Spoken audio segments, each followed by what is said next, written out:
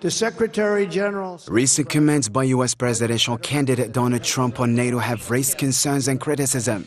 Among European leaders, Trump suggested he wouldn't defend NATO allies who don't meet defense spending targets and even hinted at encouraging Russian aggression against them. The White House swiftly denounced Trump's remarks as appalling and unhinged. Meanwhile, the Kremlin opted not to comment directly on Trump's statements, with the Kremlin spokesperson Dmitry Peskov stating, "I am still President Vladimir Putin's press secretary, but not Trump's." And British Foreign Minister David Cameron weighed in, labeling Trump's comments as an insensible approach.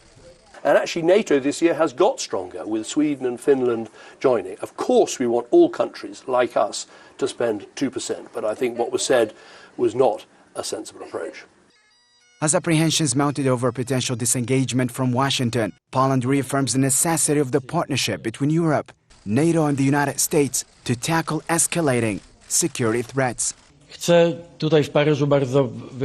want to emphasize here in Paris very clearly once again that there is no alternative to the European Union. There is no alternative to transatlantic cooperation.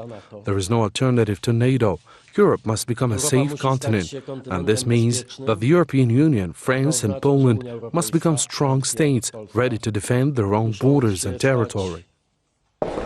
The EU also expressed concerns, with Joseph Borrell remarking that NATO cannot be an a la carte military alliance subject to the whims of the US president.